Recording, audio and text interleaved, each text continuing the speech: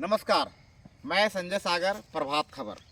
मैं इस वक्त झारखंड के हजारीबाग ज़िले के बड़कागांव प्रखंड के डुमारो क्षेत्र में आया हूँ। यहाँ डुमारो नदी के किनारे बहुत ही उपजाऊ ज़मीन है।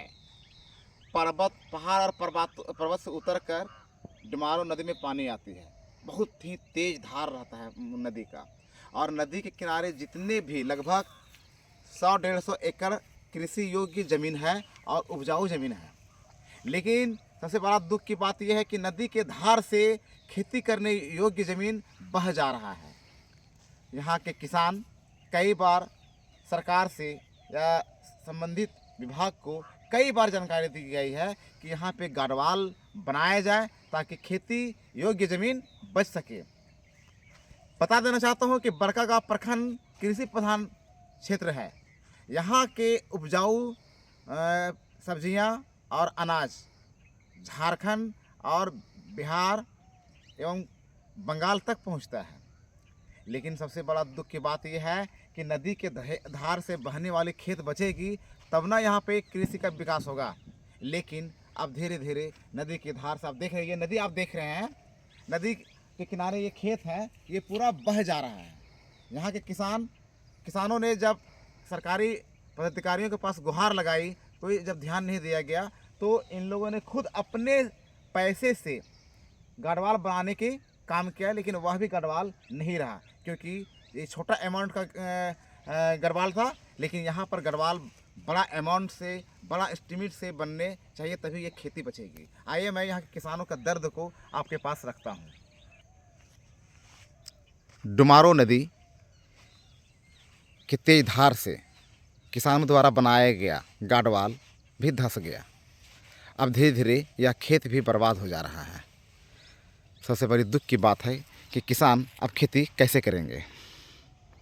क्या नाम है आपका? गुलाम नबी। क्या समस्या है आपका यहाँ? हमारा समस्या है कि नदी के किनारे खेत है, ज़मीन है, पैदा कर रहे हैं, लेकिन नदी पानी से बहता चला जा रहा है, खेत बर्बाद हो गया है। हम लोग मने मुश्किल में है कि हमारा जब तक ये बंधाएगा नहीं, गढ़वाल नहीं होगा, तब तक हम पैदा नहीं कर पाते हैं।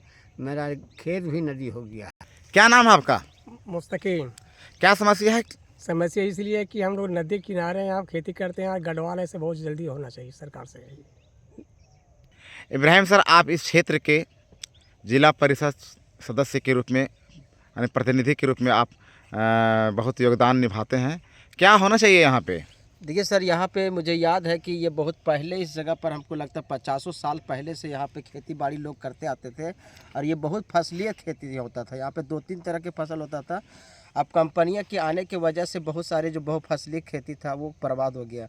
ऐसी हालत में अगर इस ज़मीन का अगर संरक्षण नहीं किया जाए तो लोग उपजाऊ कैसे करेंगे, यहाँ के लोग सब्जियों कैसे प्राप्त करेंगे। इसलिए मैं चाहता हूँ कि हम अपने योजना के तहत या जो भी सरकार के से गुहार लगाएंगे कि इन लोगों की जो एकड़ों एकड़ में ज़मीन है, जो थोड़ा सा मतलब अमाउंट में अगर इसमें खर्चा करने के बाद इस ज़मीन को मतलब उपजाऊ ज़मीन बनाया जा सकता है और बार बार बहने से इसको रोका जा सकता है। आप यह देख सकते हैं खेत का नज़ारा। नदी की पानी के साथ साथ बालू भी खेत में भर आई है। बालू के कारण अब फसल भी उग पाना बड़ा मुश्किल सा लगेगा। किसानों को बहुत मेहनत करना पड़ेगा, बालू हटाना पड़ेगा, तब ये खेती हो पाएगी। अब ये देख रहे हैं,